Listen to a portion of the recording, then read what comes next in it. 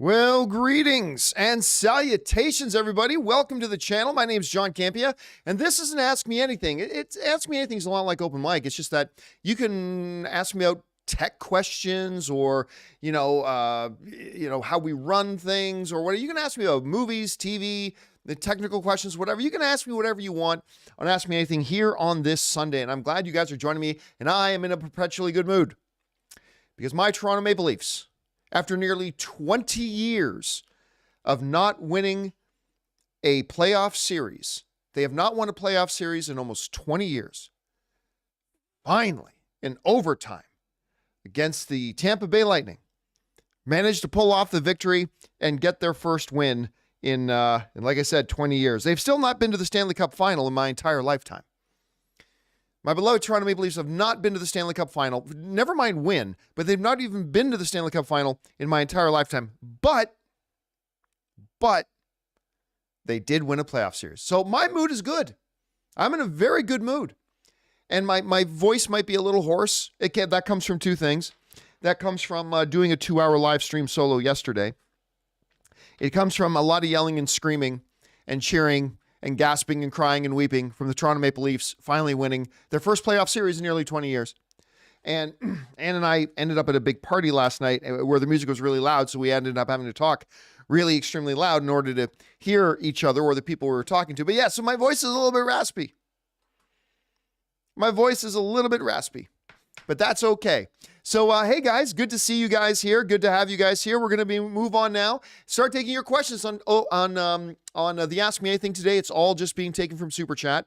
So if you have a question for me, you send it in via Super Chat on this. Right now, the Super Chats are still open. I will let you know when I'm closing them down. And so with that down, guys, let's get right into it, shall we? And we're going to start things off here with Asback, who writes, "Hey, John. Do you consider James Gunn as one of the best comic book directors ever? Seeing Guardians 3 in 2 days, excitement is similar to No Way Home." Look, let me say this. I am a big James Gunn guy. I love James Gunn. I think I love his content. I love his material. But is he one of the greatest comic book movie directors ever? I don't know that I would say that. I'm not sure that I wouldn't say that, but it all depends on what your criteria is. For example, while I love the Guardians of the Galaxy and I love Suicide Squad and I love Peacemaker. Peacemaker was a show, yes, but still lived in the same universe. While I love all those things, and I've been a big James Gunn fan for many years, I don't think any of James Gunn's comic book movies rank in the top 10 greatest comic book movies of all time. Now, that doesn't mean they're not great. There's a lot of comic book movies. Only 10 can be in the top 10.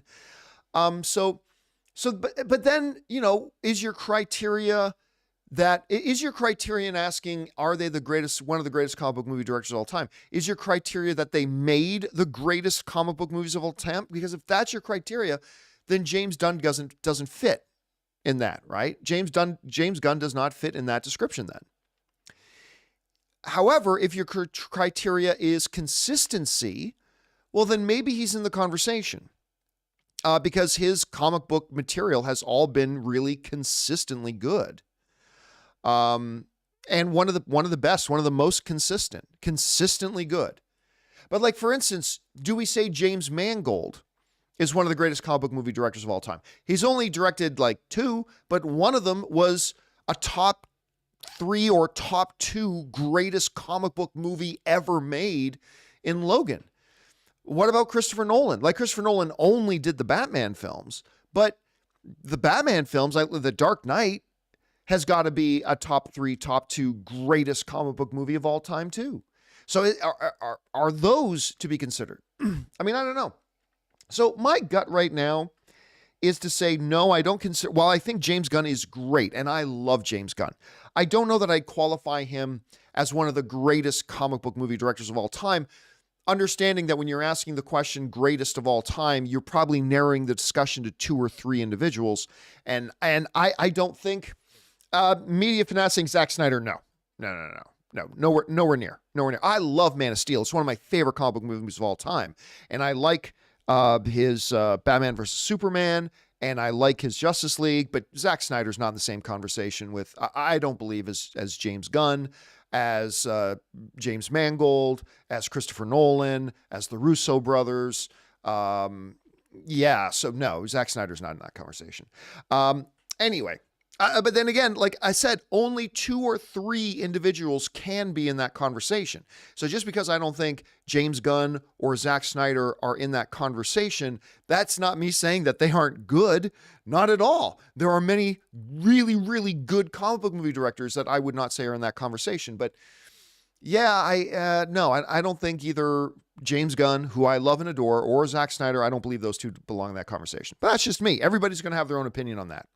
All right. Next up, let's see. We got Fangblaze71, who says, did Guardians 3 bring back the Marvel magic for you, or do you think it was just a one-off because of James Gunn?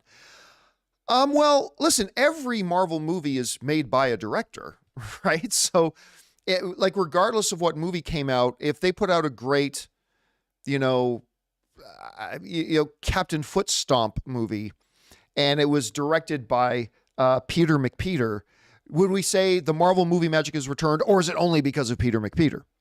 I don't know. I don't know that I'd say the Marvel magic is back. Now, remember how I define the Marvel magic, okay? This is what I define as, when I talk about the Marvel magic, this is what I mean specifically, okay? The Marvel magic was something that was pretty consistent in Marvel phases 1, 2, and 3, which is whenever you went to a Marvel movie, you just knew that you were in for a great time. See, whenever I go to a movie, right, I know it's who knows whether I'm going to like it or not, right? And no matter the movie, I can walk into an Oscar contending movie, but it's whether I'll like it or not is usually a bit of a coin flip. Hopefully I'll love it. Sometimes I don't, right? That's movies.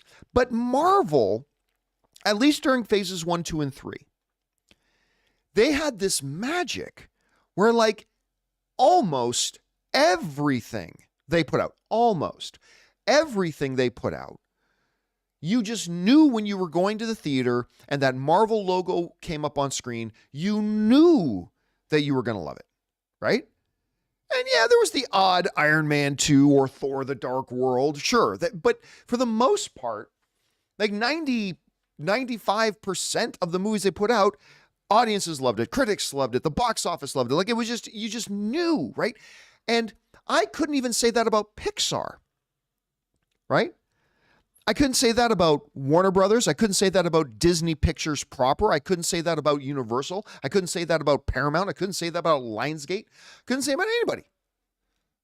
And they had that magic that every time you went, you knew it was going to be great. That magic is now gone. It's now just like everybody else.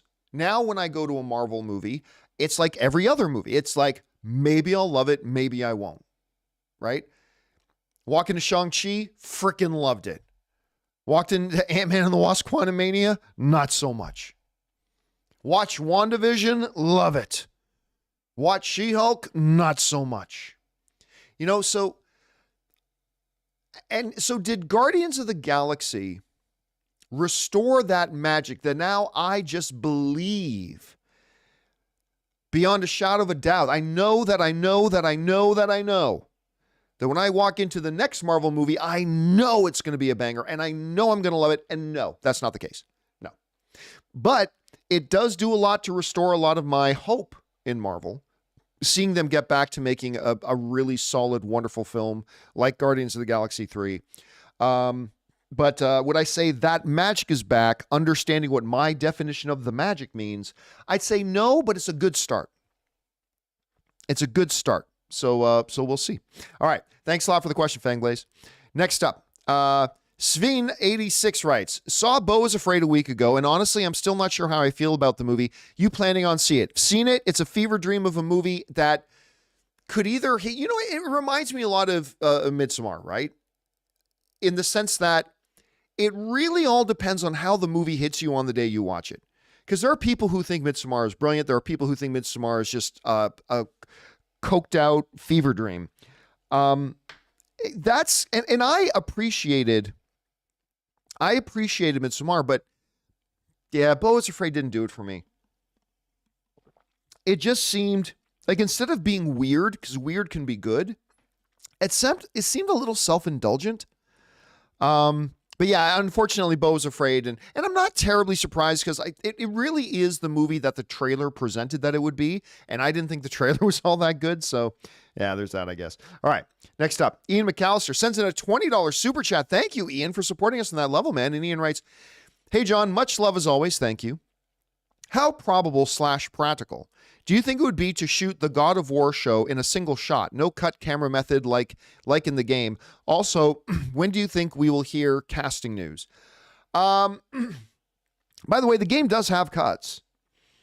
But that aside, no, zero chance, and they shouldn't. That, honestly, here's the thing: the one shot, like, I remember the opening. Do you guys remember that Nicolas Cage movie, Snake Eyes?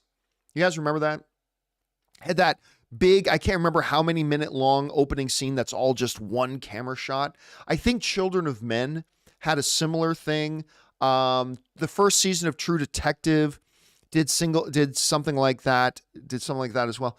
Here's the thing: I don't actually think the single camera shot thing is good for storytelling. I really don't. I don't think it's good for telling stories. Like, it's neat as a novelty. It's like, whoa, we've never really seen that done, or you rarely see that done with one big, long, continuous tracking shot. And I'm sure there will be moments. Oh, 1917, Reap in the live chat mentioned 1917. That's another good example of it too. There are certainly moments and circumstances where it can be effective, but in general, overall, I don't know that it's an effective storytelling tool. I just, yeah, no, 1917 wasn't a one-shot movie, Miranda, but there were some prolonged one-shot takes, like stuff like that. So anyway, so no, I do not believe, number one, I don't believe they will do that. And I absolutely 1000% don't believe they should. So that's just kind of my thought on it. Thanks a lot for that, Ian. Appreciate that, man. Next up, Ian again fires in another $20 super chat. And Ian asks, also, given the scope of the story, source material, visuals, etc. of God of War 2018, how likely is it that Amazon, along with, I'm assuming you mean Rings of Power, makes it their flagship show, with each show airing during their off season of the other? I don't think high. I think everybody would acknowledge that The Lord of the Rings is a much more popular, much more valuable IP than God of War. But that doesn't mean God of War can't be fantastic and great. But I do see them balancing out God of War is definitely going to be one of their premium offerings, right? Like, Disney Plus puts out a shit ton of crap, like just a shit ton of content. They really, really do. But they only have so many pieces of premium content. There's only so many, Mandalorians, or so many Ms. Marvel. Like, they only have so many premium things of content. God of War is clearly going to be one of Amazon's premium pieces of content, and they will probably counter program it with Rings of Power to run at different times from each other, for sure. All right, good question, man. And I am very, very excited to see what Amazon does with God of War, because it's a great source material. Anthony Boneski writes, how about Dem Leafs? Dude, first time in almost 20 years. First time in almost 20 years. It's still hard for me to fathom that they actually won a playoff series. I hadn't met my wife. I hadn't even started thinking about moving to the States. I never even met Ann. And Ann and I have been married for over a decade. I hadn't even met my wife the last time they won a playoff series. It's just completely crazy. Anyway, next up, we got Fangblaze71 writes, whatever happened to the Lego movies? Out of the 4 we got, I love them all except for the Lego movie 2. The comedy of those movies were so good. What happened to the Lego movies was after the first Lego movie, nobody went to go see them. The box office for them continuously dropped. Let me look up something here. Batman Lego. So the Batman Lego movie, which was fantastic, by the way, Actually, you know what? The Lego Batman movie, I would put on par with the first Lego movie. And I thought the first Lego movie was bloody fantastic. I thought the Lego Batman movie was just as good. But it only made $312 million worldwide. Whereas the first Lego movie made $468 million, right? So you got the first Lego movie made $468 million. The Batman Lego movie made $312. The Lego Movie 2, the second part, only made $199 million. And the Lego Ninjago movie only made $123 million. That's what happened to the Lego movies. The first one was fantastic, but for whatever reason, it seems like after people saw the first Lego movie, it's almost like they said, oh man, that was great, but I'm good. You know, it's like you're sitting down and eating a great meal, like maybe a great big bowl of Oreos, cookies, and cream ice cream, right? That's fucking Viagra to me. A bowl of Oreo cookies and cream ice cream. And you're eating and it's delicious. But at some point, you're going to go, okay, but I'm full now. I'm good. I'm satisfied. It almost feels like to me that that's what happened with the Lego movie, with the Lego movie franchise. It's like the first one came out. It was fabulous. It was great. But it was just like everybody was satisfied after that. Because the Lego Batman movie should have been, listen, I'll tell you right now, 10 movies, 10 animated movies, only 10 have made $1 billion or more. The Batman movie, the Batman Lego movie should have been one of those. It's that good. It's incredibly smart. It's very sharp. It's very quick. It should have been, it deserved to be $1 billion movie. But it just couldn't find an audience. And then the Lego Movie 2 made less money, and then the Ninjago movie made less money. And yeah, so what happened to the Lego movies? Nobody went to go see them. That's just it. Nobody went to go see them, no matter how good they were. So hard to justify as a studio making more of those movies when nobody goes to go see them. It's really unfortunate. I didn't dislike the Ninjago one either. All right, Luke1234 writes, in your garage mini studio, how do you have your M1 Max MacBook Pro connected to the internet, Wi-Fi or Ethernet dongle? Well, I no longer have my garage studio at home. Now because my wife and I turned that after I moved the John Campea Show out of my garage. Ann and I turned it into a theater room. So that's there. I do have an office still at the house, and it's in a spare bedroom. And since I don't really do any live streaming from there, I just use Wi-Fi.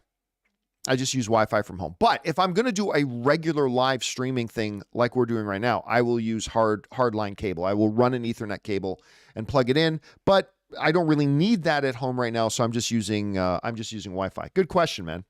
I like the technical questions. All right. Bert writes, it's only been 19 years. How about those Leafs? Only been 19 years. My God. And you know what? I don't care. Like, it's not true to say that I don't care what happens now. But even if the Leafs lose in 4 games straight in the next round, it's been a hell of a year. They are a really good team. They put on a really entertaining season of hockey, and then they won a round of the playoffs, something they haven't done in 19 years. So it's the trajectory is good. I would love to see them go forward and move forward and move on and win more series. But if they don't, to me, this season was still a win. Still a big win. All right. Next up, Derek Large writes, how do you maintain a work-life balance? I find it impossible to focus on personal goals and dreams when my job is so mentally and physically draining. Should I take the pay cut and find another one? Well, I mean, that's hard to say. It really depends on what are your, pardon me, what is your current job? How do you manage your current job? And what are your ambitions? What I have found, and again, remember, I'm saying this not knowing your situation specifically, okay? So take what I'm about to say with a big grain of salt, all right? Okay, I'm acknowledging I don't know your personal situation. With that said, what I have found is about 90% of the time, when I've spoken to people about, wanting to pursue their goals or their ambitions or whatnot, And believe me, you're not alone when you say that. I just find that with my current work, I'm too mentally drained, I'm too physically drained, and I just don't have time to do anything else. Okay. What I have found is that about 90% of the time, it's not that the job you have is too mentally and physically draining. Not all the time, but a good chunk of the time, that's not really the issue. A lot of the time, it's an issue of time management. It's an issue of priority setting, of understanding, okay, this is how much resources I have in terms of hours and energy. My job requires this much. And be realistic. A lot of people overemphasize how many hours of their job it takes, but I think we all do that. But still, be realistic. I have this much in terms of resources as far as mental and physical time and energy. This is how much my job takes up. Now, in the rest of my life, maybe I have a dog, maybe I have kids or family, maybe I have other responsibilities. Okay, so that much takes up this.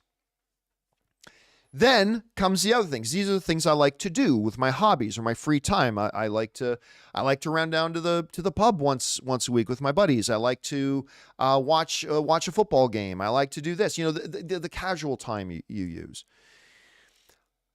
I find that with a lot of people who actually sit down and it's a lot the same with money, right? A lot of people think I can't afford living. And then you know what they say, sit down and make a budget. Actually look at how much money you spend every week. And you're going to start to see where you're spending money where you don't need to. And you actually maybe have a little bit more money than you think. I remember that was a game changer for me when I was making like $700 a month and living in a really small, tiny little 300 square foot bachelor apartment. That advice changed my life. But I find that same thing is to budget your time, your energy, your effort.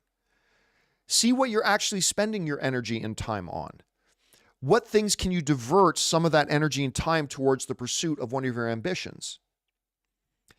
Because again, going back to what I just said, whereas one of the best pieces of financial advice you're ever going to get is actually sit down, open up a Google spreadsheet, and actually make a budget. Track every dollar you spend. See exactly where you're spending your money and when you're spending your money and how much of your money you're spending and what you're spending that money on, and take a look at it and then set a budget and then live within that budget. And you're going to find you actually can make what you have stretch better. Again, that's not true in all situations, obviously, but that's one of the best pieces of financial advice. It's one of the most stereotypical pieces of financial advice anybody will give you, but it's stereotypical because it's really true. I would say the same principle applies to your time and energy.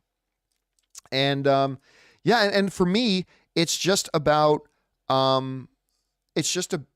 me, it's a constant battle of having to re-budget all the time. Like, I have to balance. Now, Ann and I don't have kids, so that's one less thing that takes up my time than some other people. But I have my job, I have my family, I have my wife, I have, my friends, and then I have other things that I'm pursuing. So it's just a matter of budget. Sit down, really analyze what you're spending your time on and identify the things that maybe you could be making better use of. And again, that's not going to be true 100% of the time. It's not, but it's a good place to start. Anyway, that coming from me, who is not an expert in this field at all. So take that with a grain of salt, Derek. All right. Next up, we've got Murray Reich, who writes, pitch meeting for Mandalorian Season 3 was utter perfection. All the complaints we all had about it ripped apart in glorious, hilarious fashion. How it should have ended on Ant-Man 3 was also great. I have not seen the pitch. I love pitch meeting. I do. The dude who makes it is a good Canadian kid. But I have not seen the one for Mandalorian Season 3. Listen, here's the problem with pitch meeting, and it's not pitch meeting's fault. It's everybody else's fault. A lot of people go to pitch meeting just to see things that we didn't like get torn apart, right? That's not the spirit in which pitch meeting is made. Like, I love watching pitch meeting. I think I like watching pitch meeting more when he's doing it on movies that I love, because it's funny. It's funny. And it reminds us all that no movies are perfect. And that's the great thing about pitch meeting. I never felt that pitch meeting was ever done in a mean spirit. I've always felt that pitch meeting was done, whether it's movies that I really, really love or really, really don't like. I've always felt like pitch meeting has been done in a spirit of good fun. And I've never, ever sensed that it was mean-spirited or anything like that. But some people only approach it and say, pitch meeting pointed out why I hate that movie. It's like, well, then you're not approaching pitch meeting correctly, right? That's not the point of pitch meeting. But anyway, that's just, but no, I have not seen The Mandalorian season 3 one yet, but I will watch it because I really do like that stuff. All right.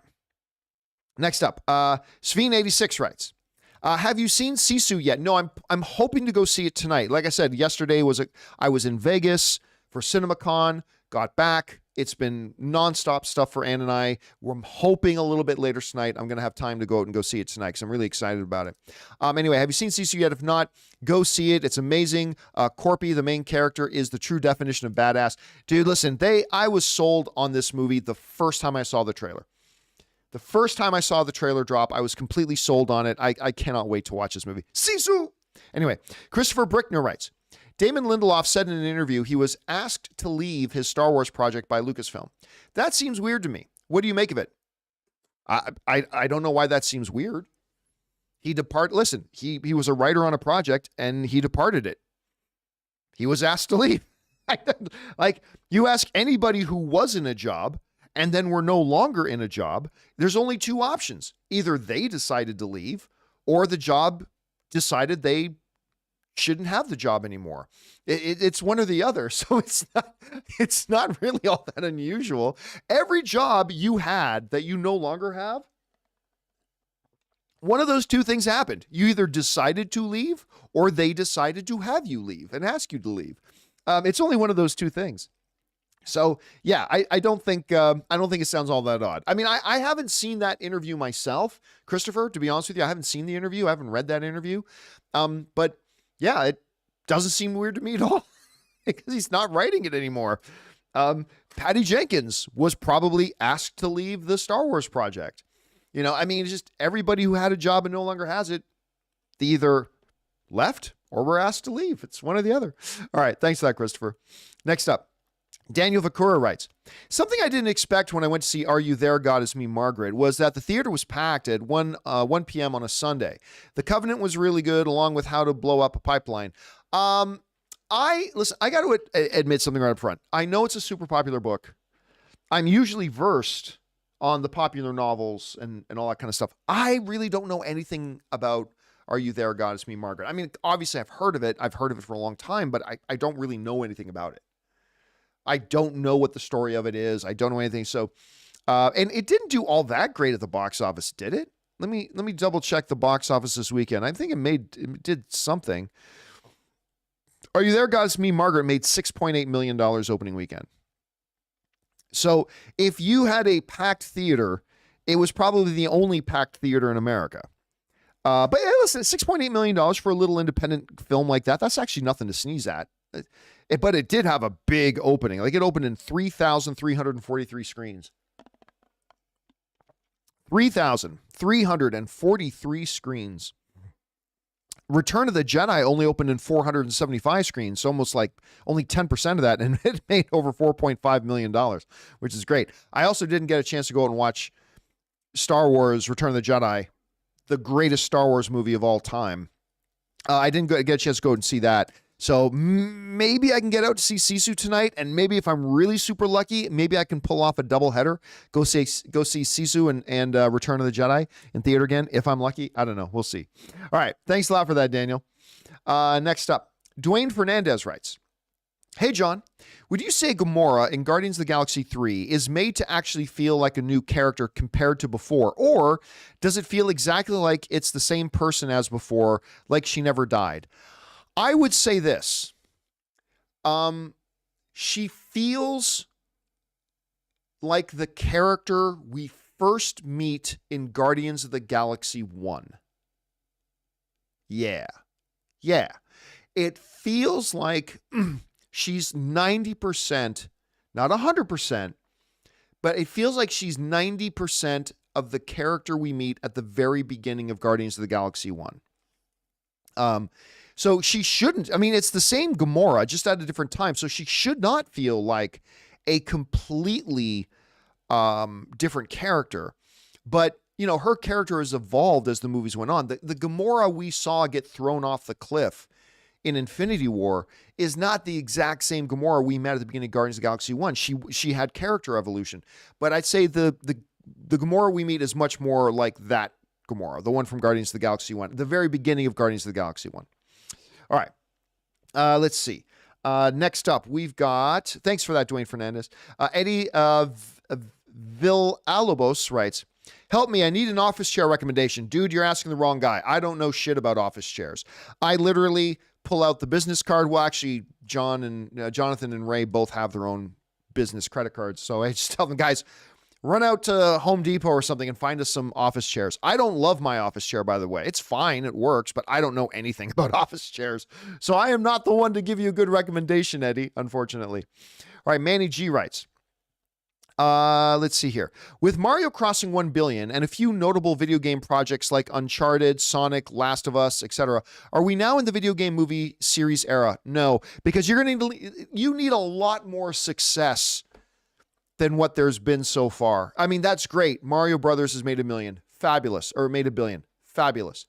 No other comic book or no other video game adaptations has made half of that, right? No other video game adaptation ever has made 500 million.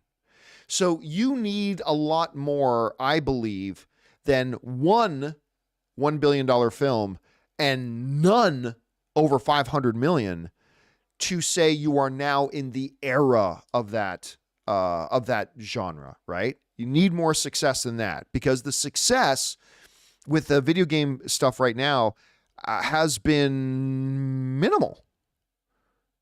Yeah. So, I mean, yeah, you're going to have to get a few more movies that make over 500 million before we call this the era of the video game adaptation. But we'll see. We'll see what happens. All right. Next up, Jay Bling writes, John Wick crossed 400 million worldwide, more than Black Adam. Did it, though? Did John Wick cross 400 million? I thought it was still sitting at 380 something. Nope, you're right. I looked it up now. It is now 402 million. John Wick Chapter 4 has made more money than Black Adam. That is now our ultimate litmus test. All right. Eddie Burton sends in a $20 super chat. Thank you, Eddie, for supporting us on that level, man. Eddie writes, I just saw Dungeons and Dragons. Yes. Loved it, but it got me thinking. Why hasn't Chris Pine become a bigger star? He has the charisma and talent, but most of his films he starred in haven't been huge successes, and he's not perceived as a big star. I disagree with you. I think Chris Pine is absolutely perceived as a big star. Like, not Leonardo DiCaprio, Denzel Washington level, but I think Chris Pine is absolutely considered to be a big star. It's a lot of films try to get Chris Pine in there, but listen, being a big star does not mean your movies are going to be big hits, right? Like, an actor cannot make a movie a big hit unless their name is Dwayne "The Rock" Johnson or something like that. But an actor just goes in and reads lines that somebody else wrote and does things that a director tells them to do, and that's the best they can do. Joaquin Phoenix was considered a huge star without any big box office smash hits. So I do believe he is considered a big star. Again, not top upper echelon like your Tom Cruises, your Leonardo DiCaprios, your Denzel Washingtons, your stuff like that. He's not in that rare upper crust. But I disagree with you, man. I think Chris Pine is absolutely considered a big star. I really, really do. But I mean, it all depends on I guess, Eddie, it depends on the criteria that we're applying to it, right? I guess it depends on the criteria you apply to it. But I think Chris Pine is very respected in the business, like super, super respected. All right. Folly sends in a $20 super chat. Thank you, Folly, who writes, hey, John, any resource you would recommend for someone interested in learning about how to become a movie producer? Thanks, and bring on the filthy. Okay, Folly, you're not going to like my answer. You're not going to like my answer. So let me give a little bit of preamble to this. Generally speaking, and I'm not saying you're one of these people, Folly, not at all. Okay, I don't know if you are or not. So I'm not saying that you are. I'm not pointing a finger at you. Generally speaking, I find when people ask me about, hey, John, how do I grow my YouTube channel? Hey, John, how do I do this? Or hey, John, how to do that? What people are really asking is, show me the easy, shortcut, simple, push one button way to accomplish what I want to accomplish. And in reality, the true answer requires much more commitment, much more sacrifice, much more hard work. So like when I usually have people, I don't know why people ask me how to become an actor in Hollywood, because I am myself, I'm not an actor in Hollywood. I wouldn't know the first thing, but generally speaking, you know, you say to them, go to film school. Well, then, no, I don't want to go to film school. I don't want to go to drama school. Just tell me which website do I sign up for, and they'll put me in movies, right? People don't want to hear about the hard work. People ask me about developing a YouTube channel. Like what they're really asking, nobody ever writes to me and asks, John, how do I make better content? They always write, John, how do I grow my channel? Like, aren't you kind of putting the cart before the horse there? Shouldn't you be focusing on making good content? Shouldn't you be focusing on your craft? Shouldn't you be working on how do I develop content material that people would want to watch in the first place? No, people want to ask, how do I get 100 new viewers? How do I get 1,000 new subscribers? Tell me how to blah, blah, blah, right? Everybody wants a shortcut. And I remember somebody asked me a question similar to yours about producers. So they asked me, how can I, listen, I really want to direct films. How can I direct films? And I remember saying to this, they ran into me at a convention, and I said, well, here's the thing. There's several great film schools around. Yeah, they interrupted me. Yeah, I don't want to do that. Who's got time for that? I don't want to go to film school. I know I can tell good stories. I just want to direct a movie. Well, really, what you should be doing is going to film school. Then, if you really want, I mean, take Steven Spielberg's path. Take George Lucas's path, you know? I mean, that's not the only way, but it is the more tried and true. You give yourself a better chance of success. But people don't want to hear that, because people want to hear what's the easy way. What's the way I can get what I want without having to pay anything, sacrifice anything, or invest myself into too awful much, and I can get it quick. And that's generally what people are saying. So that being said, Folly, and again, I'm not saying you're saying any of those things. The best thing to do to be a producer, considering understanding, I made a video recently about what a producer does. So I would encourage you to go and look for that. Search John Campea, what does a producer do? And you should be able to find this video. You need to be a jack of all trades. You need to be able to know a lot about the business. So really the best thing to do is go to film school. If that's really what you do, go to film school. Now, another option, a shorter cut to that, is be rich. That's the shortcut, is be rich. If you have a lot of money, money gets you contacts. So if you have a lot of money and a lot of contacts and you're willing to put up money, you can be a Hollywood producer. But let's assume you're not super rich. Let's assume for a second you don't have tons and tons and tons and tons of money. Then the best thing to do to become a working producer in the business, go to film school. Again, that's not the answer people want to hear. And yes, there are other ways to do it, but you have a smaller chance of actually succeeding if you do. Some will. I'm just saying you have a smaller chance. So film school, my brother. Film school is the best thing for you to do. All right. Next up, Alan S. writes, hey, John, I'm a fellow Canadian as well. Good to hear you.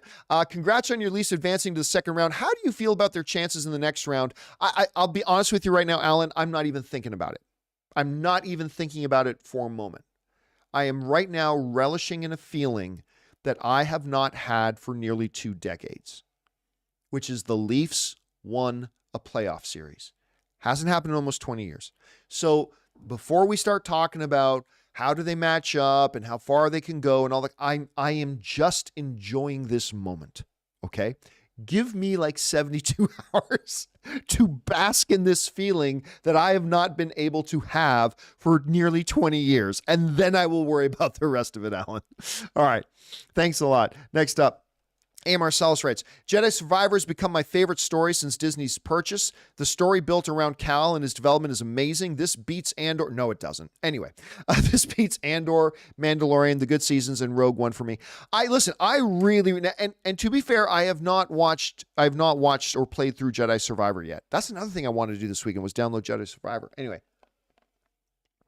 but when Fallen Order is a great story. It's not just a great game. It's a great story. It's a really, really good story. Is it Andor quality? No. Listen, it's all subjective. You may feel that it is. For you, maybe it is. Awesome. But you're asking me, so I'm going to give you my perspective. No, it's not. It's not. It's really good. But again, A. Marcellus, I'm saying that having not yet downloaded Jedi Survivor. And maybe I will change my tune.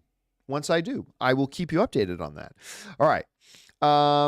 Next up, we got Sam Fisher who writes, I saw the show Fat Ham. I've never even heard of that. And while waiting for our tickets, I stood in line in front of Brian Tyree Henry, the new voice of Megatron, by the way. In case you didn't catch our coverage of CinemaCon, Brian Tyree Henry from Atlanta fame, and he's also in Eternals, and he was an Oscar nominee this year. He is the new voice of Megatron in the upcoming Paramount Pictures Transformers animated movie, Transformers 1. And he's the new, Chris Hemsworth is the new voice of Optimus Prime. Brian Tyree is the new voice of Megatron. Anyway, I gotta say, Sam, I do not know the movie or the show that you're talking about. So I can't really comment on that, unfortunately. Okay, guys. So we are now going to keep going, but before we keep going on the rest of the questions, I'm going to let you know I'm going to be turning off the super chats here in about 30 seconds. So if you still have a question you want to get in, go ahead and fire it in quickly, but I'm turning off the super chats in about 30 seconds. But before we get to the upcoming and more questions, we're going to take a second and thank the sponsor of today's show, my mobile service provider, the great folks over at Mint Mobile.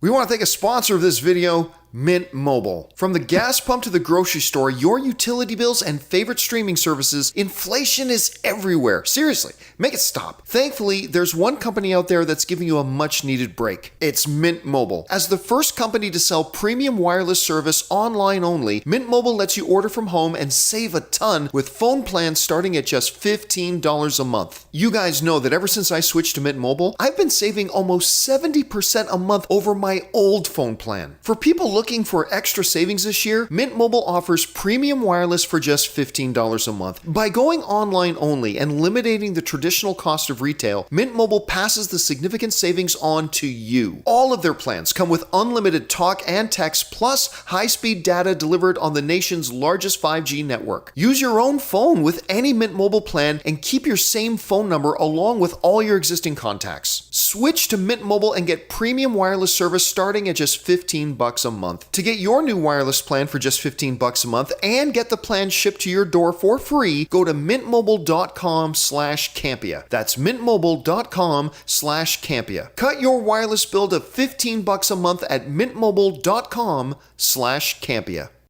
And thank you to our friends at Mint Mobile for sponsoring this show. Guys, listen, you hear me rave all the time about Mint Mobile, but it's not just talking it up because they're our sponsor. Well, let's be honest. I would love Mint Mobile and not talk about them if they weren't our sponsor, but they are our sponsor.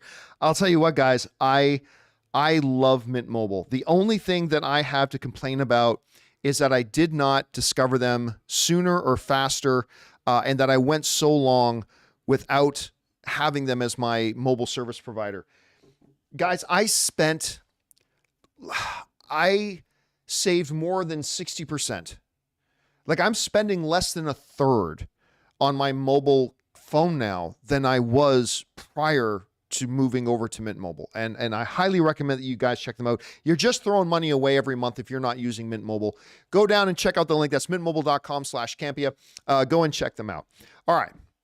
With that all down, guys, I'm going to refill my Zevia here as we keep going. Again, my voice is rough today.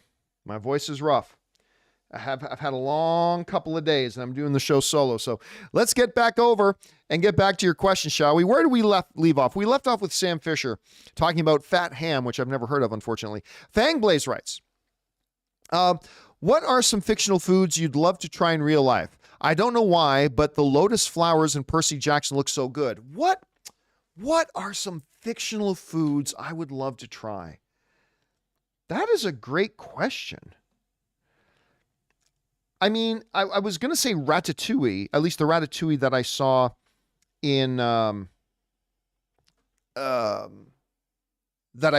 the movie, the one that Remy actually makes. But I mean, ratatouille is a real dish.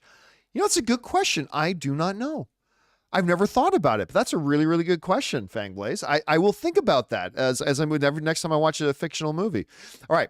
Fangblaze also writes, been playing Jedi Survivor all day, and it's great. Surprised how much of the story revolves around the High Republic. You can give Cal a mullet, too.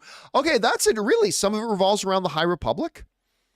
Okay, like I know Star Wars is trying to do a big push on the High Republic, but I did not know that had something to do with this particular one. Again, look, whether I have time to play it or watch tonight, I'm at least going to download Jedi Survivor tonight because I'm hearing some really good things about it.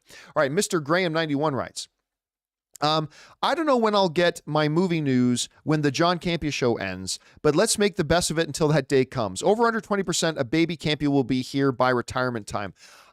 Listen, I don't mind that you asked, and I'm not bothered that you asked at all, but if you don't mind, I'm going to take a pass on that. It's a little bit too personal of a question. Again, I'm not mad. I'm not giving you a hard time for asking. Thank you so much for caring. Thank you for caring. But it's a little bit too personal of a question for me to go into. And yes, we're not, listen, the end of the John Campea show is not immediately around the corner, right? It is not going to happen within the next year. It is not likely to happen within the next year. I shouldn't do anything like making promises. It is not likely to happen within the next year. But yeah, it's not like it's happening in the next few months. So don't worry. We still got a lot of John Campea show left, my friend. All right.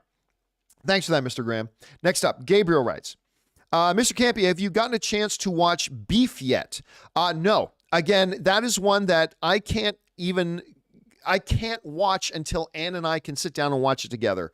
And CinemaCon came around. We were gone all week in Las Vegas doing our coverage of CinemaCon. And so that was right out the back. So no, we haven't had a chance to start watching Beef yet, but Ann and I both are very, very, very highly motivated to watch Beef because Ann loves Ali Wong. And it just sounds great. Everybody's saying great things about it. All right. That was too much of a jump. Where are we at here now? Erotic Runts writes, is Flash your favorite movie of the year so far? No. I can't remember what all the movies I've seen this year are so far. You know what? Okay, so I'm going to say my favorite movie of the year so far is Joyride. I think I'm going to say Joyride is my favorite movie of the year so far. This movie is not going to win any Academy Awards. But again, I talked about this on my show yesterday. When you understand that movies are experiential events, and I personally judge a movie by the intensity in which it delivers me an experience, whether the experience is powerful, thought-provoking, excitement, laughter, horror, and fear. I personally kind of judge movies based on the intensity of the experience they give me, whether the experience is horror or fun or excitement or drama or whatever. That's kind of how I evaluate movies as a fan. How intense, how powerful was the experience that they gave me? So far in 2023, no movie has delivered the kind of experience to me that Joyride has given me. It's incredible. I'd say right now, probably my second favorite movie of the year is Air, the Ben Affleck film. And then maybe my third favorite movie of the year might be John Wick 4. And then maybe you're getting into Flash at that point. But so, hey, listen, I love Flash. I think Flash is great. You heard me rave about it, but no, it's not my favorite movie of the year so far. All right, next up, we've got Derek Pierce. Hey, John, just wondering if you've seen the custom Lego minifigures I created for you yet. We'll be shipping them out to Ray soon. I do not believe I've seen those. I'm going to assume you've been in touch with Ray, but I do not believe I have seen these, but I'm very excited to see them. Thanks for putting that on my radar, Derek. I'm excited to see them myself. I'll ask Ray about it once I see him later tonight. Thank you for that, man. All right, next up. Cody Ramos writes, heading to LA in June, I'll be a 10-minute walk from the AMC Burbank 16. Anything I should check out while in the area, minus Universal and WB Tour? Well, I mean, those are the big things you need to do. You're going to be staying right around where I lived. Me and Ann lived there for like 6 or 7 years, right in Burbank. Loved it there. On San Fernando Boulevard, which is right where the AMC Burbank 16 is, it's right on that strip, is like a ton of fabulous places to eat. That's just fabulous food there. So I would say avail yourself to eating some of the food there. But then after that, I mean, it's the AMC Burbank 16. It's the Universal, going to Universal, the WB tour. Those are the main things down there to do as a quote unquote tourist. All right. Hope you found that helpful. All right. James Wheeler writes, congratulations on your Maple Leafs. Now let's go Bruins. I mean, listen, the Bruins are going to be hard to beat. The Bruins are going to be very, very, very hard to beat. But again, I'm just happy that the Leafs got past one frickin' playoff round, James. All right. Nicely Faithful writes, what scores from the past 5 to 10 years will become classics down the road? Example, E.T. and Halloween. Love you, dude, from Charlotte. Honestly, I don't know. I really don't have any kind of idea. I don't walk around with that in the top of my head, to be honest. So I'm not sure. And honestly, I am not a guy, and I mean no disrespect. I'm just saying this is more of a thing of me. I'm not a guy that pays a lot of attention to the score very often. Because quite often, if you completely don't notice a score, that means the score really did its job. So I don't pay super close attention to scores, and I'm terrible with dates. Like, people would ask me, what was your favorite movie of 2021? Fuck, man. I couldn't tell you one movie that came out in 2021. I don't organize dates. If I open up a list of films that came out in 2021, okay, then I can tell you what my favorite movies in 2021 was. But what were some of the iconic scores in the last 5 years? Like, I couldn't tell you. If I sat down with a list of all the movies in the last 5 years, then maybe I could start to formulate an idea, but I'm just not good with dates. I'm just not good with dates at all and time frames. But it's a good question, Nicely Faithful. It really is. It's just not something I carry around in my head, unfortunately. All right. Han Ban writes, Shang-Chi or No Way Home or Guardians of the Galaxy 3 rank. Shang-Chi is the best of those three. Then, I don't know. Guardians of the Galaxy 3 and No Way Home are very, very close. They're very, very close. So off the top of my head, my rank would be Shang-Chi, and then tied for second and third is going to be No Way Home and Guardians of the Galaxy 3. Fanimator writes, which Star Wars film out of the 3 announced at Star Wars Celebration makes $1 billion? Disney has had 4 out of 5 Star Wars movies join the club, so it's likely one can. I can't even remember which ones there are. Well, you got the Daisy Ridley one. Then you got the James Mangold one. And then you got the Dave Filoni one. I think the one that has the least amount of chance to make $1 billion is the Dave Filoni one. And that has nothing to do with Dave Filoni. It's not...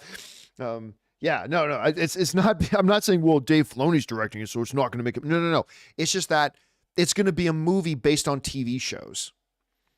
TV shows that, by the way, are losing their popularity. So, and I say that as somebody who thinks Ahsoka looks fabulous.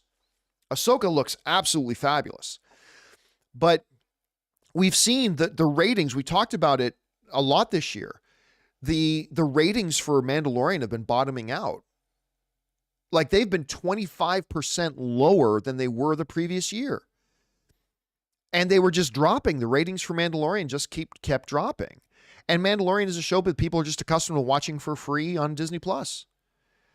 Nobody liked Book of Boba Fett. I mean, obviously, some people liked Book of Boba Fett. I didn't. I don't personally know anybody that did. We'll see how Ahsoka is.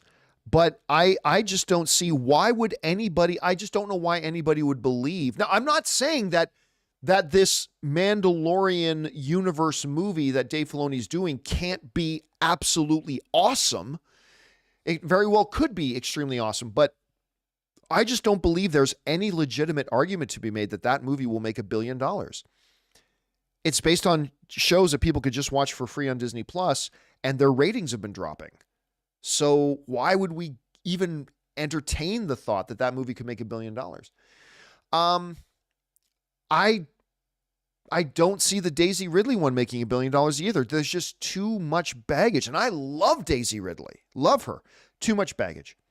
The James Mangold one, maybe. A new era, a new Star Wars era, with new characters and new places and new stories with one of the greatest directors in the world if any of those new movies are going to make $1 billion, I think that's the one that'll do it. So, yeah, we'll find out.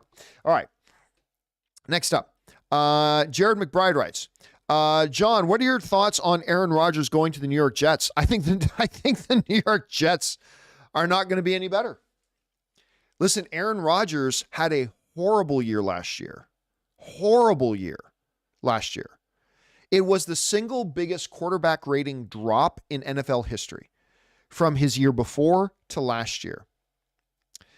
And I think listen, the Jets have become a good team. Like last year, the New York Jets were legitimately a good team last year.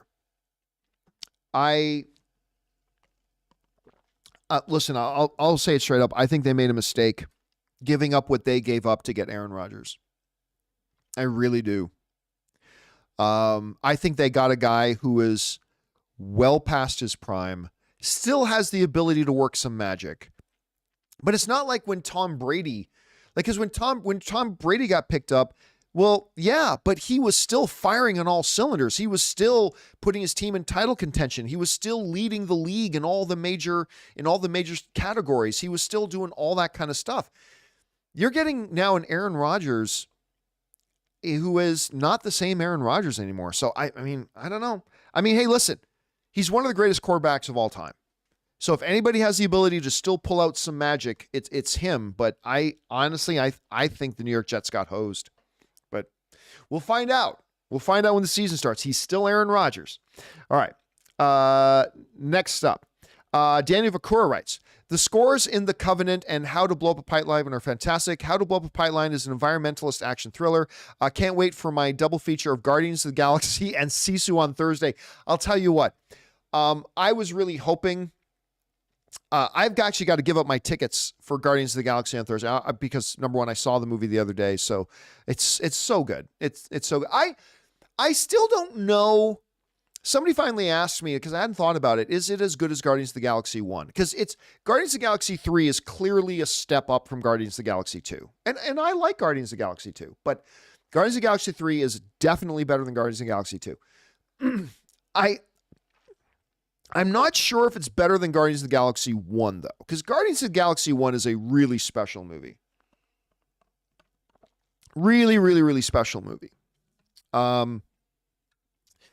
But, to see that and Sisu, and I haven't seen Sisu yet, but I'm dying to. That as a back-to-back, Daniel, that is a doubleheader. That sounds like a good day. That sounds like a really, really good day, Daniel. I hope you have a good time. All right.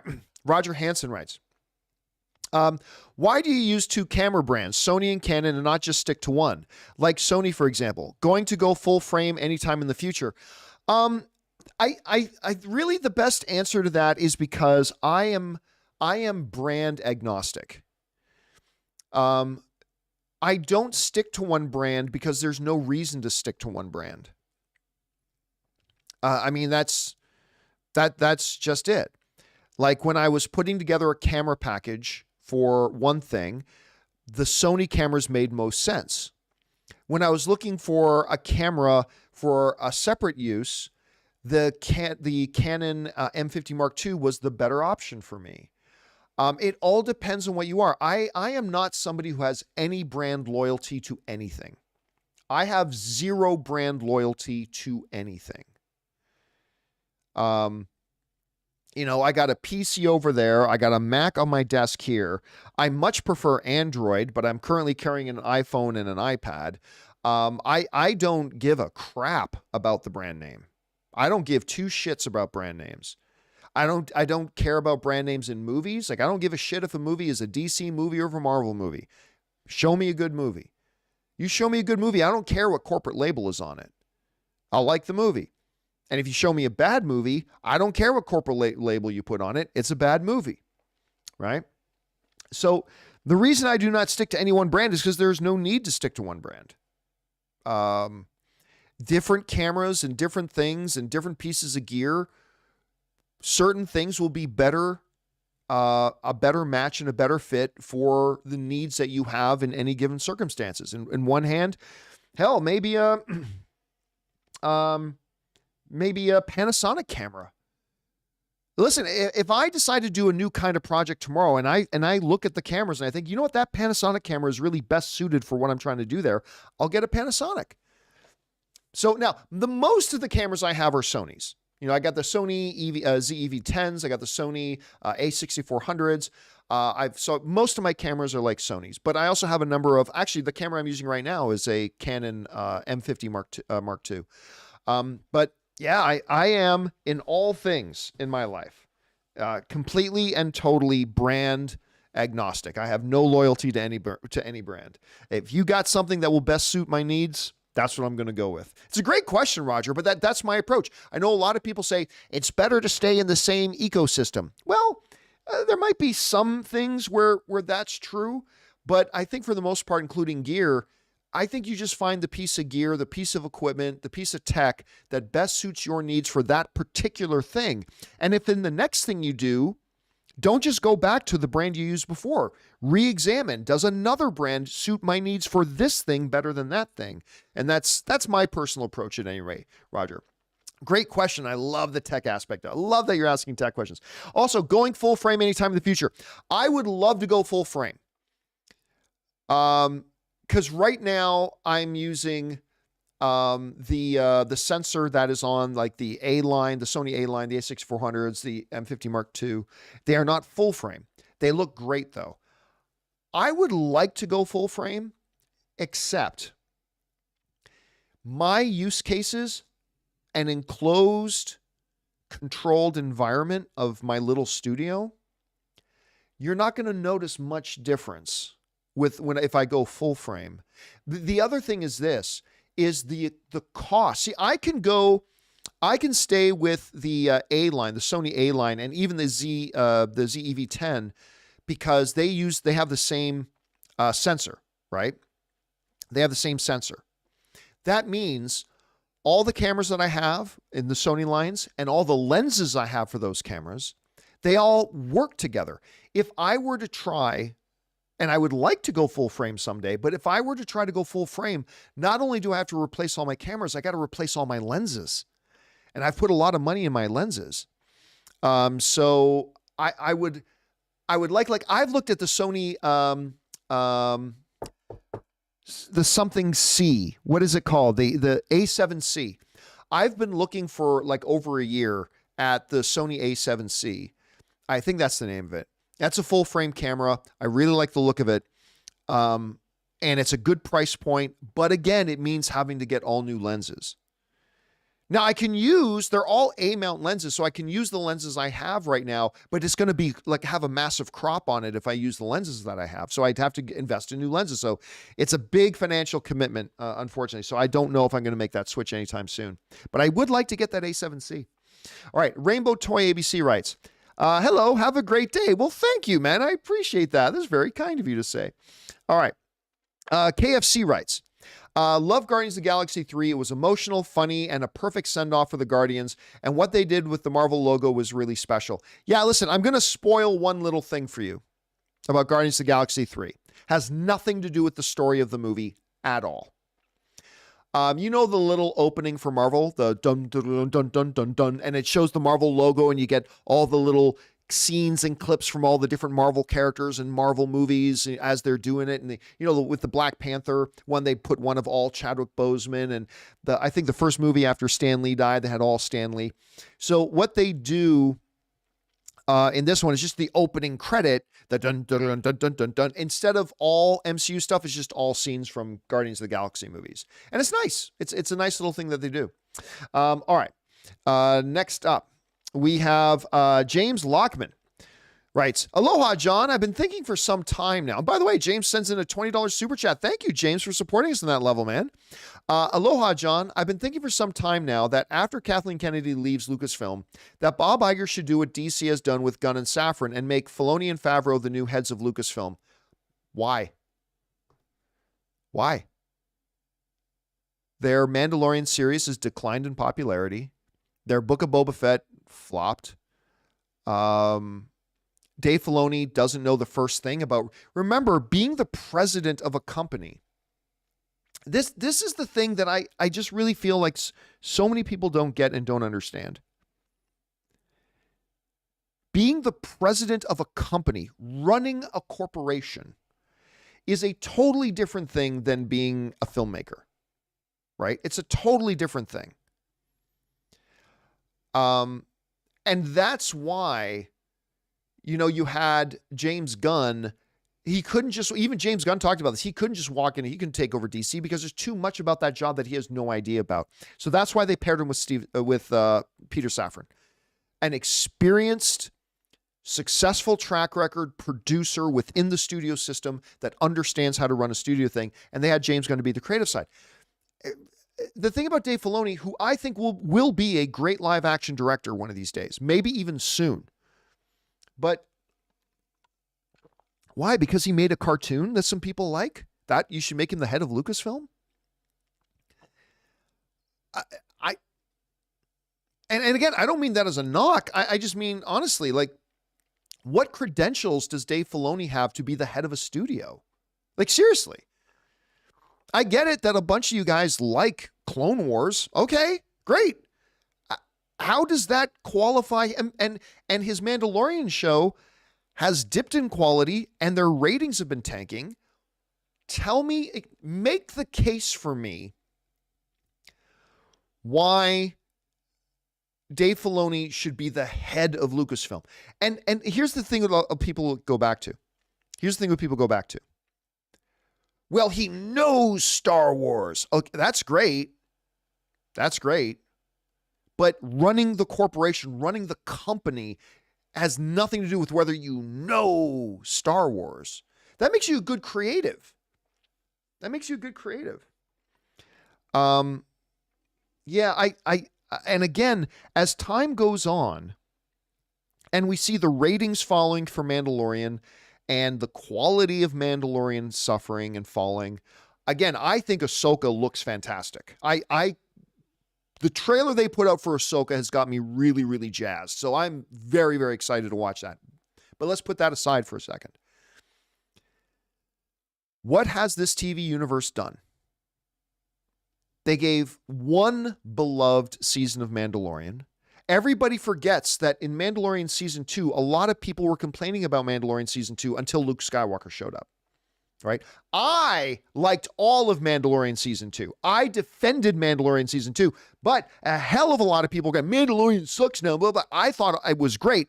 But then all of a sudden, Luke shows up in the final episode, and then all of a sudden everybody was excited about Mandalorian again. But still, only the first season of Mandalorian was really kind of universally embraced and loved. Then you had Season 2, which ended beautifully with the Luke thing showing up. But then you had Book of Boba Fett, which was terrible in my opinion. And then Mandalorian Season 3 was let's say, not strong. Mandalorian Season 3 was not strong. And their ratings tanked and stuff like that. So again, make the case. What is the definitive case that Dave Filoni should be the head of Lucasfilm? I don't see it. I don't see it. And again, I say that as somebody who really believes he's going to be a great director because he's got the attitude that I wish more directors had. And that type of attitude that Dave Filoni has is going to set him up for great success in the future. I think he's going to be a wonderful director. But yeah. I don't think you can make a case that he should be the head of this company. But anyway, that's just my thing. We'll see. All right. Next up, B just sends in a super chat badge to be supportive. Thank you for that, man. I appreciate that. Cam on Camera writes, "Hey John, what did you think about the work-led footage? What did you think about the work-led footage at CinemaCon?" I am. Let me go over to the live chat. Do any of you guys know what he means when he says the work-led footage? Anybody in the live chat have a theory about what they mean about the work-led? Yeah. Sorry about that, Cam on Camera. I simply don't know what we're talking about. Sorry about that, dude. Let's see. Luke1234 writes, "Are you a bigger Maple Leafs fan or bigger Star Wars fan?" You know what? That's the thing. The two big loves in my life are aside from my wife and my family, obviously, are movies and sports. And nothing epitomizes my love of movies more than Star Wars, and nothing epitomizes my love of sports more than the Toronto Maple Leafs. So I am just going to have to take a pass on that. I don't have an answer for you on that, Luke 1234. I cannot definitively answer that question, unfortunately. Pardon me. All right. Next up. Jaden Voss writes, "Hey, John, imagine if James Cameron did a Transformers movie. I think it would be sick." Maybe. I mean, James Cameron, good Canadian kid, all he does is make massive, massive hits. But then you can say that about anything, right? Imagine if James Cameron made a Harry Potter movie. Well, it would probably be hugely successful and be really good. Imagine if James Cameron did this or did that or did this or did that. James Cameron is one of the great directors of our era. So yeah, anything he does has high, high potential to be huge and be great. And certainly Transformers would definitely be one of those things that would fall in there, but Transformers doesn't need to have James Cameron. There are many directors who I think could step in and do a great job, but yes, James Cameron definitely be right up there. All right. Huge Biscuits writes, "Love you guys, hearts and kisses." Well, thank you for that. That's always nice to hear somebody just writing in something nice like that. Let's see. Joe Dan writes, "Is the Guardians of the Galaxy 3 soundtrack as iconic as 1 and 2? I'll say yes. I will say it is once again, it's a fabulous soundtrack. A really, really, really good soundtrack. And I don't want to give anything away. They do something really cool in the third act with the soundtrack that I'm not going to spoil it all, but keep your ears open for it, Joe Don, for when that comes around. All right. Let's see. Next up, we've got Media Fanatic who writes, sends in a $20 super chat. Thank you, Media Fanatic, for supporting us on that level, man. And Media Fanatic writes, "I've been a longtime fan since the Man of Steel days." Thank you so much for that. "Wanted to get your opinion on the DCU. You said Cavill not returning was necessary to reboot everything. I agree. But Gunn's the Suicide Squad characters are sticking around. Shouldn't that apply to them?" Well, here's the thing. This is the problem with us fans, okay? And I include myself in this, right? We often do not have the complete picture, and we only know, say, 10% of the actual information. And when only being in possession of 10% of the information, we start to think we get the whole picture. Look, we don't know. As of right now, we don't know who is or who is not sticking around from his Suicide Squad. We simply don't know. We have some inkling. There are some hinted things, some suggestions, but we really don't know. We don't know how that's going to turn out. Right now, we have no idea what James Gunn's plans for Superman are. We have no idea. And so whatever the idea is, it's going to have to accommodate and facilitate the departure of Henry Cavill. And we simply don't have any of the actual factual information about how or why that's going to transpire. And maybe once we see it, we'll go, oh, well, now that makes total fucking sense, right? We just simply don't know. Look, there is simply nobody watching this video unless your last name is Cavill or Henry Cavill refers to you as Mom. There is nobody watching this video right now who is a bigger Henry Cavill as Superman fan than me. All right, I'll appoint myself that. I am the single biggest fan in the world of Henry Cavill as Superman. That being said, Superman was a character who was around before Henry Cavill ever played him. And Superman is a character who will move on and be played by other actors. As much as I am a fan of big HCav back there, he's not the only guy who can play Superman. Did I want Henry Cavill to continue playing Superman? Obviously I did. But it's not 100% necessary.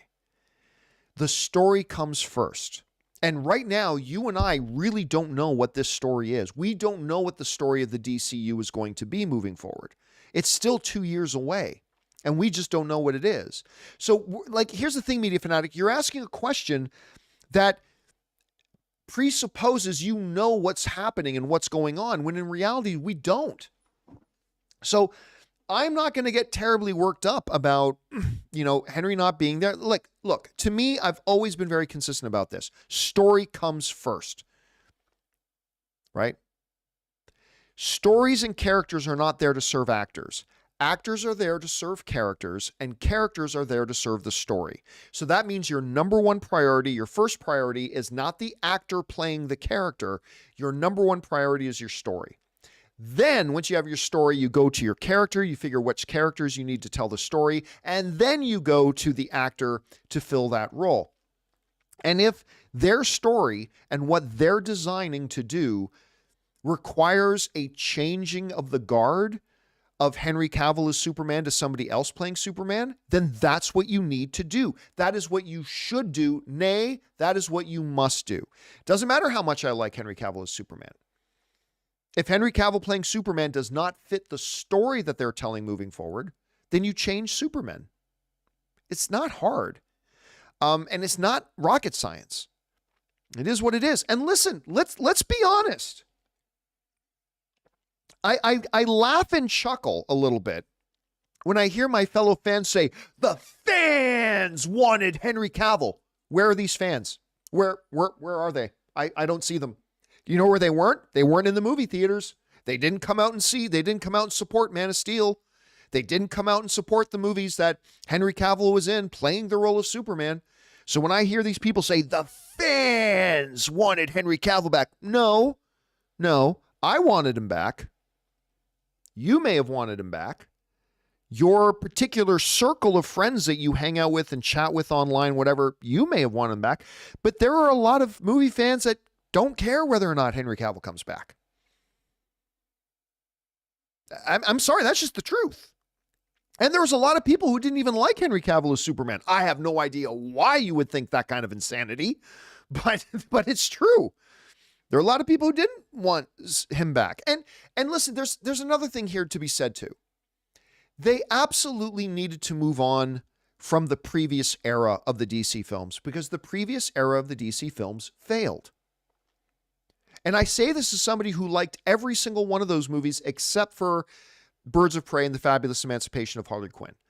That's the only DC movie of the previous generation of DC films that I did not like. I even liked Suicide Squad, not James Gunn's Suicide Squad, the original one. I even liked that movie. It's a hot mess, yes, but I even liked that movie. I liked all the DC films, but it was an era that did not succeed. It failed. Okay? And it was never going to live up to its potential if they just kept doing what they were doing.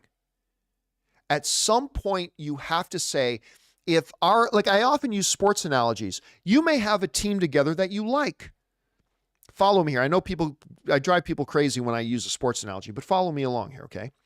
You may have a team put together that you really like.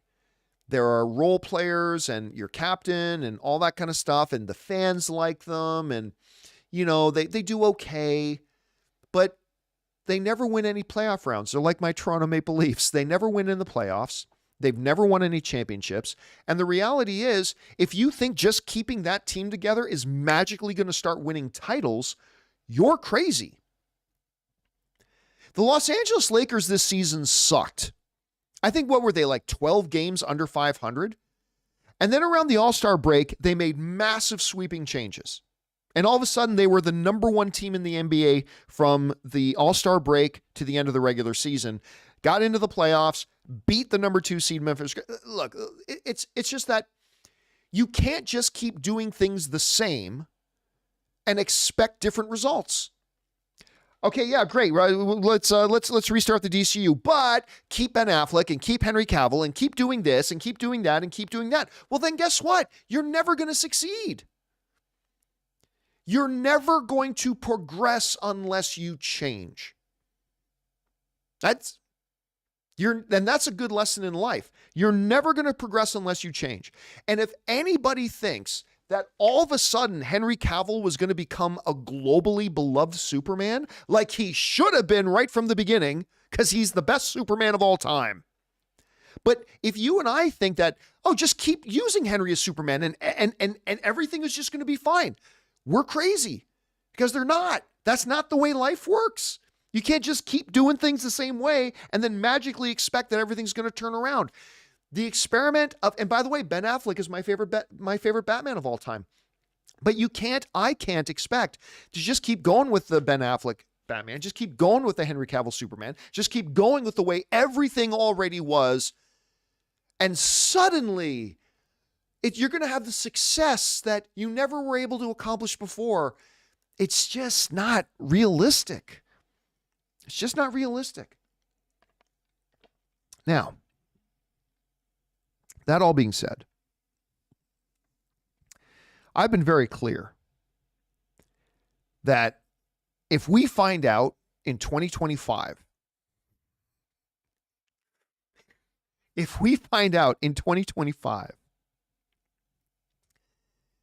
that literally the only thing that they changed was just getting rid of Henry Cavill, and they keep everything else the same, I'm going to be really pissed. I'm going to be really pissed if we find out everything else just stays the same, and the one thing they changed was just by getting rid of Henry Cavill. Then I'm going to be asking for some answers, right? Now, Media Fanatic is just following up and saying 100% agree, but then why a Peacemaker season 2?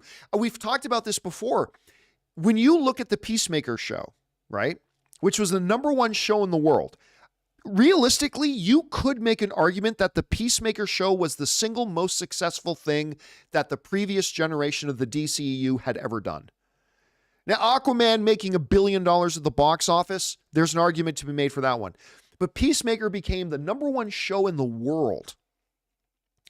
But the key thing about that Peacemaker series, and we talked about this on the show, was the fact that it had no connection to the DCEU. Like, seriously, if you just retcon that one moment in the final episode when Barry shows up and Aquaman shows up and Superman, you never see his face, but Superman shows up and all kinds of stuff. If you take out that one moment of that movie, the Peacemaker series is completely disconnected from everything in the DCU. There's some references and all that kind of stuff. But yeah. So you can do with a very, very, very, very small retcon, one very tiny retcon, you could easily make that Peacemaker series fit into any iteration of the DCU that you have moving forward. Anyway, I've spent way too much time on this particular thing. Long and the short of it is this. The DCU needed to change because the DCU was failing. And if you're going to make changes, then you make changes. And we'll see. I mean, we'll see Media Fanatic. We're still 2 years away, 2 full years away from really seeing this plan that James Gunn and Peter Safran has start to manifest. And then we'll see how we feel then. So I'm not going to get too terribly excited or too terribly upset right now when I've only got 5% of the information. Let's wait until we get closer to 2025. Let's wait until we start to see how this whole picture of what Gunn and Safran's DCU is going to make up. And then I'll start asking some questions. Then I'll start getting really excited or really upset or whatever we as fans do. But anyway, we'll see. Anyway, it's a great question to bring up, Media Fanatic, and one that we're going to be talking about, I'm sure, for the next 2 years completely. Thanks for writing that in, man. All right. I have no idea what that dude is talking about, so I'm just going to move on from that. All right. Let's see. Actor Real to Real writes, who is your favorite movie pundit on YouTube? And would you ever have them on that show? Oh, I'm not going to answer that. No. I'm not going to answer that question. Because here's what it is. I could name a YouTube film pundit, and then immediately what's going to happen is there's going to be a bunch of jackholes that run around, like anybody I didn't mention. Like, let's say there's a film pundit. I'm going to make somebody up. Let's say there's a film pundit out there called Billy Starship. Okay, there's a movie YouTuber out there called Billy Starship. Okay, so if I answered your question right now and said my favorite online YouTube film pundit was another, I'll make up somebody else, Wally Wallet, right? If I answered your question right now and I said, I think the best YouTube film pundit right now on YouTube is Wally Wallet, right? Well, I'll tell you exactly what will happen.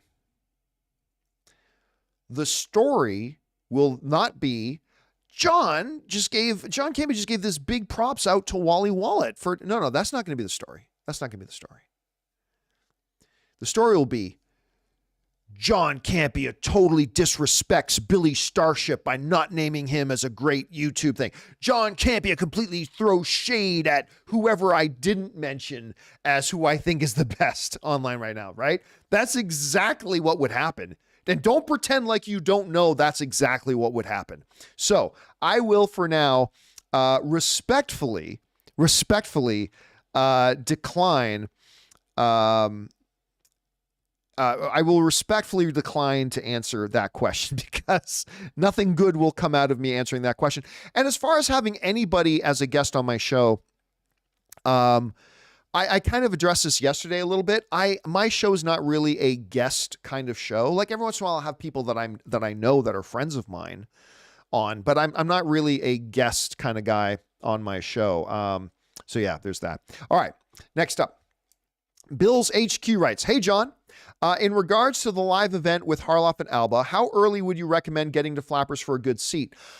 Well, actually, I'm glad you asked because you just gave me a great excuse. Let me see if I can pull something up here.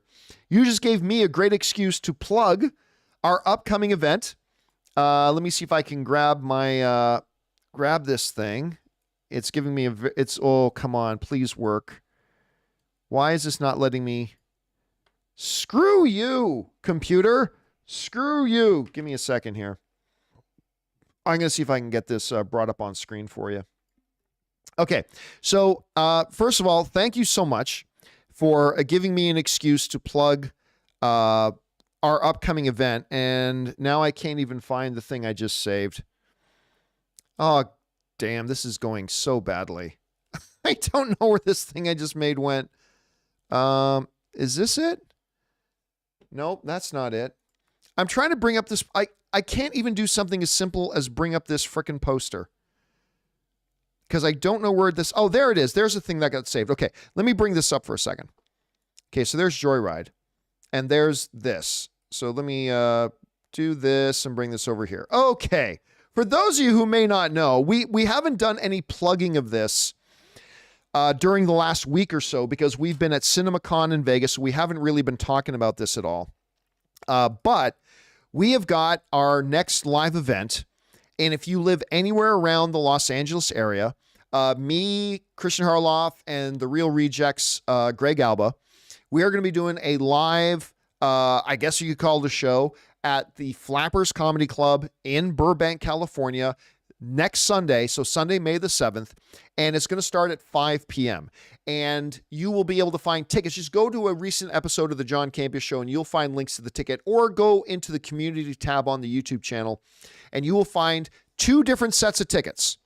One ticket is if you live in the LA area and you want to come and be there in person, you can buy tickets for that there. Or the second ticket you can get is if you live somewhere else in the world, but you want to watch a live stream of it, you can purchase a ticket because we're going to do a live special pay-per-view streaming of it as well. Make it all exclusive and everything. So those are there as well. So that is the event that we're doing. Once again, that's going to be next Sunday. We're going to be talking about, doing what we do on YouTube and everything, but mainly we're going to talk about Guardians of the Galaxy 3 in a big live open spoiler discussion with the audience. It's going to be a lot of fun. We just did one a few months ago with Ant-Man and the Wasp: Quantumania, and we had a blast doing it. So yeah, I hopefully, if any of you guys live in the LA area, you will be able to come down and join us for that. Okay. So with that being asked, the question is, how early should you show up? Well, the show starts at 5. The doors don't even open till 4. So I would say if you're there at around 4 o'clock in the afternoon to get in when the doors open, you should be fine. I mean, there's a lot of seats. I think you should be good. So I'm going to say 4 p.m. 4 p.m. for that. All right. Thanks for that, Bill's HQ. And I'm looking forward to seeing you there, man. And thank you for coming. I appreciate it. All right. Let's see. Actors Real to Real writes, when you retire, will you sign over your voice likeness over to ChatGPT to use AI to keep the show going forever in podcast form? No, I will not. But that, for those of you who missed it, I think that's kind of a follow-up question because on yesterday's video, we talked about the fact that James Earl Jones It's an older story now. This happened months ago, but that James Earl Jones had sold off the rights to the digital audio likeness of his voice so that Lucasfilm could continue doing Darth Vader's voice in James Earl Jones' voice. But no, I will not be doing that same thing. Well, I shouldn't say no, because it depends on how much they wanted to pay me. That's the big thing. All right. The FPPC just sends in a super chat badge to be supportive. Thank you, FPPC. Appreciate that, man. All right. Let's see. Next up, we've got the Jughead. One writes, "Hey, John, how excited are you, if at all, for Fast and Furious 10? Love and respect from the UK, bro." You know what? I got to be honest with you. Despite the fact that I absolutely hated Fast and Furious 9, that movie was awful. All due respect, if you liked it, that's great. It's all subjective. I thought it was a dumpster fire of a movie. I thought it was totally terrible. That said, I love what I have seen of Fast and the Furious 10 so far. And Vin Diesel came out on stage at CinemaCon and gave this big thing about the history of Fast and Furious. Listen, I'd be lying to you if I didn't tell you I was pretty damn excited for Fast 10. I'm pretty excited for Fast 10, despite the fact that I thought Fast 9 was so bad. I'm pretty pumped up for this one, Jughead. I really, really am. All right. Next up, we got the Super Ranger Mud Truck, who writes, "Hey, John, I was hoping to get your opinion on the movie The Explorers, a 1985 film. It was one of my childhood favorites, starring Ethan Hawke, River Phoenix, and Jason Presson. Thanks, and bring on the filthy." I'll be honest with you, I don't know it off the top of my head. Let me look up the movie just to see. Maybe I'm thinking. I don't remember it. 1985. Maybe I'm thinking I don't remember it, but maybe if I look up the poster, I'll remember it all of a sudden. Oh, okay. All right. Look, I recognize the poster. The poster looks familiar, but I couldn't tell you if I've seen this movie or not. It was directed by Joe Dante, which is pretty cool. River Phoenix, Ethan Hawke, Bradley Gregg. I thought it said Gary Oldman. It's Gary Oldman. No, it's not Gary Oldman. Jason Pearson, James Cromwell. I love James Cromwell. Yeah, I don't. Oh, it's got Star Trek Voyager's hologram doctor Robert Picardo was in it, playing Star Killer. I don't remember the film, unfortunately. Super Ranger Muck. I don't remember it, so sorry about that. But now I recognize the poster. I'm gonna have to go back and look into that again. All right, Mash 709 just sends in a super chat badge to be supportive. Thank you, Mash 709. All right, Ninja Fart Monkey writes, "Saw Polite Society. Wasn't expecting much going into it, but was pleasantly surprised. Now it's one of my favorites of the year. Funny, some action sequences, lots of heart. Highly recommend it." I don't even know what Polite Society is. Hold on a second. I'm just being honest with you. There are some people, who go, just pretend you know what they're talking about. But no, I don't like to do that. I don't recognize this film. It looks like is it a Bollywood film? It looks like a Bollywood film. Yeah, I'm not familiar with it, but I'm looking at the trailer right now. I'm not hearing the audio, but it almost looks like a Miss Marvel trailer with the family, the teenage girl. It's kind of got a Miss Marvel trailer feel, but I'm sure it is not anything like Miss Marvel, but still, it looks pretty cool. All right. Let's see. Next up, we've got, what's happening here? Sorry, I had a little bit of a break there. All right. Next up, we've got Huge Biscuits sends in a $70 Canadian, so that's probably about $50, like a $70 super chat badge. Dude, thank you so much. That's incredibly supportive and very, very generous of you, man. Thank you so much for that. I appreciate that very, very much. That's huge, man. Thank you.